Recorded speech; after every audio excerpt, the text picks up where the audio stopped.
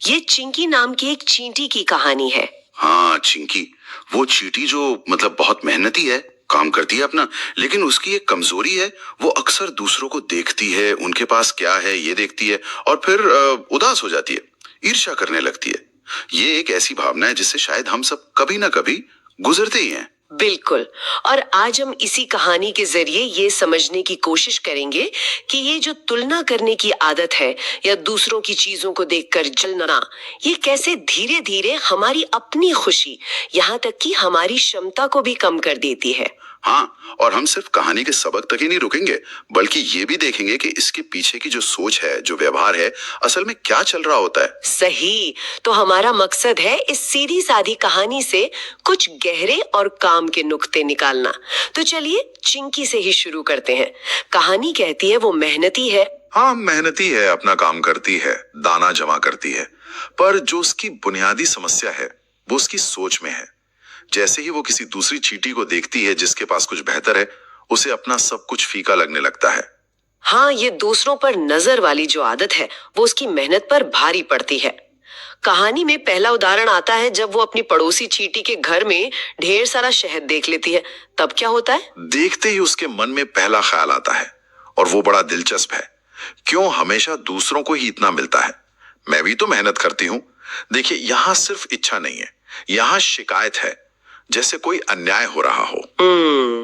वो अपनी मेहनत की तुलना सीधे दूसरे के नतीजे से कर रही है। बीच में क्या हुआ, क्या मुश्किलें आई, वो सब गायब। बिल्कुल। और इसका नतीजा, कहानी बताती है कि उसका पूरा दिन खराब हो जाता है। वो मन ही मन जलती रहती है। ये सिर्फ एक पल की ईर्ष्या नहीं है, ये उसकी पूरी सोच पर हावी हो जाती है। कि शहद देखती है, पर ये नहीं सोचती कि अच्छा मैं भी शहद कैसे ला सकती हूँ। वो सोचती है उसे क्यों मिला। फोकस अटक जाता है। और ये नकारात्मक सोच फिर ऊर्जा भी तो खाती होगी ना? हाँ बिल्कुल, ऊर्जा चूस लेती है, इसीलिए उसका दिन वाकई खराब हो जाता है, काम में मन नहीं लगता। ये तो शहद की बात हुई, पर ये सिलसिला रुकता नहीं है। अगले दिन फिर कुछ होता है ना? हाँ, अगले दिन वो देखती है कि एक दूसरी चींटी है, वो अपने घर को मजबूत बनाने के लिए बड़ी बड़ी पत्तियां ला रही है। चिंकी के पास शायद छोटे टुकड़े ही हैं। और फिर वही सोच, मेरे पास तो बस छोटे छोटे टुकड़े हैं, मेरी किस्मत ही खराब है। इस बार तो बात और आगे बढ़ जाती है। हाँ, इस बार सिर्फ मन खराब नहीं होता, कहानी कहती है कि उसकी मेहनत करने की इच्छा ही खत्म हो जाती है। ये तो और भी गंभीर है। बहुत ज्यादा गंभीर। पहली बार में मूड खराब हुआ, खुशी गई। दूसरी बार में तो काम करने का जज्बा ही चला गया। बिल्कुल, ये कहानी का एक बहुत जरूरी पहलू है।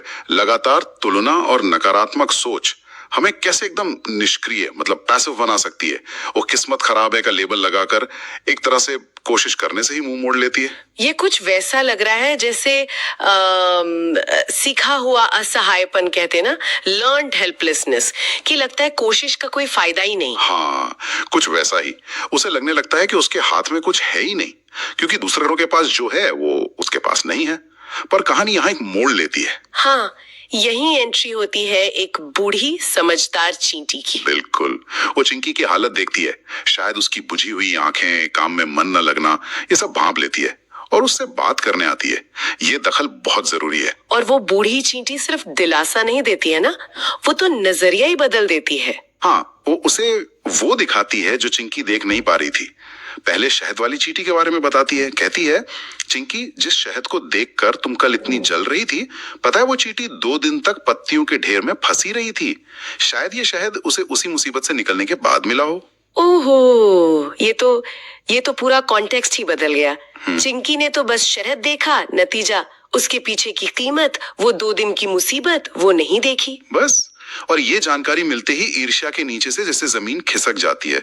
जब पता चलता है कि जिसे हम आसान सफलता समझ रहे थे, उसके पीछे कितना संघर्ष हो सकता है, तो वो चमक फीकी पड़ जाती है। एहसास होता है कि हर कहानी के कई पहलू होते हैं। सही कहा। और बात यहीं खत्म नहीं होती। बूढ़ी चींटी फिर बड़ी पत्तियों वाली चींटी का भी जिक्र करती है। अच्छा, उसके बारे में क्या बताती है? वो बताती है, और जिसे तुम आज बड़ी पत्तियां लाते देख रही हो, उसका घर इसी तरह बनाते बनाते बारिश में 3 बार बह चुका है। अब सोचिए। उसने कहा, और तुम्हें रोज थोड़ा थोड़ा ही सही पर लगातार मिल रहा है। तुम्हारा घर सुरक्षित है, कभी टूटा नहीं। उसे चिंकी का ध्यान उन चीजों पर दिलाया जो उसके पास थी। स्थिरता, सुरक्षा, लगातार होती हुई छोटी छोटी प्रगति, ये वो चीजें थीं जिन्हें चिंकी दूसरों की बड़ी सफलताओं की चकाचौंध में देख ही नहीं पा रही थी। ये नजरिया बदलना कितना कितना शक्तिशाली हो सकता है। अचानक चिंकी की अपनी हालत उतनी बुरी नहीं लगती, बल्कि शायद ज्यादा बेहतर लगने लगती है। इस बातचीत का चिंकी पर क्या असर हुआ? कहानी कहती है चिंकी चुप हो गई। ये चुप्पी बड़ी महत्वपूर्ण है। ये सिर्फ बोलना बंद करना नहीं है, ये अंदर एक मंथन चलने का संकेत है। उसे सच्चाई का एहसास हो रहा था। उसे समझ आ रहा था कि हर किसी की अपनी लड़ाई है, अपनी कहानी है, और बाहर से जो दिखता है वो अक्सर अधूरा सच होता है। बिल्कुल, ये एहसास का पल ही बदलाव की नींव रखता है।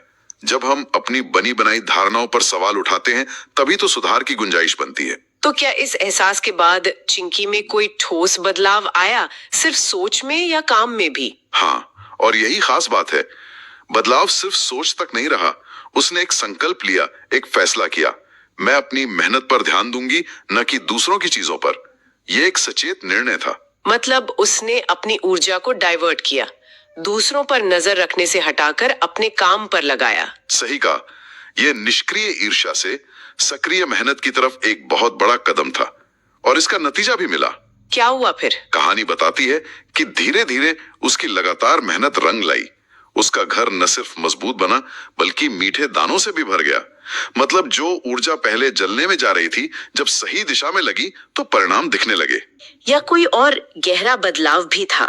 कहानी एक और, शायद सबसे ज्यादा महत्वपूर्ण बदलाव की तरफ इशारा करती है। वो कहती है, और सबसे बड़ी बात, चिंकी फिर कभी उदास नहीं हुई। ये उसकी अंदरूनी स्थिति का बदलाव है। वाह! सामान जमा करना, घर बनाना एक बात है, पर मन की शांति पाना, उस जलन और उदासी से हमेशा के लिए मुक्त हो जाना, शायद यही असली जीत थी। बिल्कुल, ये वाकई गहरी बात है। सफलता सिर्फ बाहरी चीजों में नहीं, बल्कि मानसिक सुकून में भी है। तो इस पूरी कहानी का निचोड़ क्या निकलता है? अगर हमें मुख्य संदेशों को समेटना हो तो क्या कहेंगे? देखिए, पहला और सबसे साफ संदेश तो यही है कि दूसरों से अपनी तुलना करना और उनसे जलना, ये बिल्कुल व्यर्थ है। ये हमें सिर्फ दुखी करता है और हमारी तरक्की में रुकावट भी बनता है, जैसा हमने देखा। हाँ, दूसरा, हमें ये समझना होगा कि हर किसी का सफर अलग है। सबकी अपनी मुश्किलें हैं, अपने संघर्ष हैं, अपना टाइमिंग है। जो बाहर से चमक रहा है, जरूरी नहीं वो आसानी से मिला हो। उसके पीछे की कहानी जानना जरूरी है, या कम से कम ये मानना कि एक कहानी होगी जरूर। तीसरा, जैसे बूढ़ी चींटी ने किया, हमें कभी कभी रुक कर देखना चाहिए कि हमारे पास क्या है। अपनी छोटी छोटी सफलताओं को, अपनी स्थिरता को, अपनी मेहनत को सराहना चाहिए। एक तरह से कृतज्ञता, शुक्राना। हाँ, शुक्राना ईर्ष्या को कम करने में मदद करता है। और चौथा संदेश? चौथा और शायद सबसे प्रैक्टिकल संदेश चिंकी के संकल्प में है। अपनी ऊर्जा और ध्यान को दूसरों से हटाकर अपने काम पर, अपनी मेहनत पर, अपनी बेहतरी पर लगाना। फोकस बदलना ही कुंजी है। बिल्कुल। जब हम अपने लक्ष्य पर, अपनी प्रक्रिया पर ध्यान देते हैं, तो बाहरी चीजें हमें उतना परेशान नहीं कर पाती। निश्चित रूप से। और सकारात्मक सोच के साथ की गई मेहनत अंत में रंग लाती है, न सिर्फ बाहरी सफलता के रूप में, बल्कि अंदरूनी शांति और संतोष के रूप में भी। तो चिंकी और ईर्ष्या का पाठ हमें सिखाती है कि असली मुकाबला दूसरों से नहीं, बल्कि अपनी नकारात्मक सोच से है, अपनी तुलना करने की आदत से है। हाँ, जब हम इस अंदरूनी लड़ाई को जीतते हैं, तो बाहरी सफलता और अंदरूनी खुशी दोनों की संभावना बढ़ जाती है। ये याद दिलाती है कि हमारा रास्ता हमारा अपना है, हमारी रफ्तार हमारी अपनी है, और हमारी सफलता की परिभाषा भी हमारी अपनी होनी चाहिए, दूसरों के पैमानों पर आधारित नहीं। सही कहा। बिल्कुल। और इसी सोच के साथ हम अपने सुनने वालों के लिए एक आखिरी विचार छोड़ जाते हैं। जरूर। ये कहानी सोचने पर मजबूर करती है। अगली बार जब हम किसी और की उपलब्धि को देखकर, किसी की सफलता या संपत्ति को देखकर अपने अंदर वो ईर्ष्या या कमी का भाव महसूस करें, तो क्या हम एक पल रुक सकते हैं? रुक कर खुद से ये पूछ सकते हैं, क्या मैं पूरी कहानी देख रही हूँ? क्या मुझे उनके संघर्षों का अंदाजा है? और इससे भी जरूरी सवाल, क्या इस तुलना से मेरा कोई भला हो रहा है, या ये सिर्फ मेरी ऊर्जा और खुशी छीन रही है? शायद ये सवाल हमें चिंकी की तरह सही रास्ते पर लाने